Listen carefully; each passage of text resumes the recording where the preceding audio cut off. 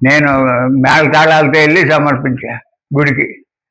సమర్పిస్తే ఏప్రిల్ 26 తారీఖు నుంచి అది ఇదిగంటే తిప్పుతున్నాడు, చూపెట్టడు. కొన్నాళ్ళు ఈ కరూర్ వైస్ బ్యాంకులో ఉందన్నాడు లాకర్లో. తర్వాత ఇండియన్ బ్యాంక్ లాకర్లో ఉందన్నాడు. ఒక మాట ఎక్కడం లేదు. తీసుకెళ్ళి చూపిస్తాను, నేను వెళ్ళలేను, తీసుకెళ్ళి చూపిస్తాడు. తీసుకెళ్ళి ఇంటికి గుడికి వెళ్ళి కలిశాడు. అదిగో ఇదిగో అంటున్నాడు. 4-5 రోజులు చూపిస్తాడు. అసలు ఇక ఫోన్ ఎత్తడం లేదు. మరి అమ్ముకున్నాడు, తాకట్టు పెట్టాడు తెలియదు.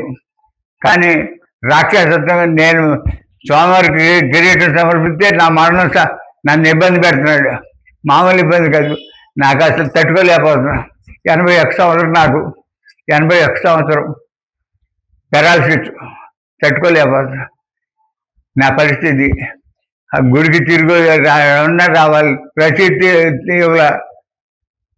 ఇవ్వలేదు కనుక ఆ కిరీటం నాదే కదా. మరి నా కిరీటం నాకు ఇచ్చిన సంతోషమే, సోమవారికి సమర్పించిన సంతోషమే. నాకు ఇస్తే ఇంకా నేను ఎక్కడో మంచి గుడి చూసి ఇస్తా. ఇటువంటి పాలక వర్గానికి ఎందుకంటే వీళ్ళు అమ్ముకుంటారో తాకట్టు పెట్టుకుంటారో తెలీదు, పంచుకుంటారు అంతా పాలక వర్గం. ఇటువంటి పరిస్థితిలో ఉండా నేను. మరి నన్ను ఏం చేయమంటారు?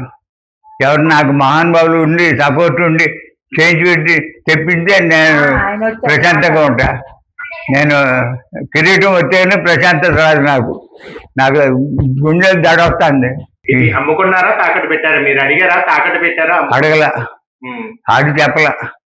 బయట పుకారు ఉంది, తాకట్టు పెట్టారని, అమ్ముకున్నారని. ఏదో తెలీదు.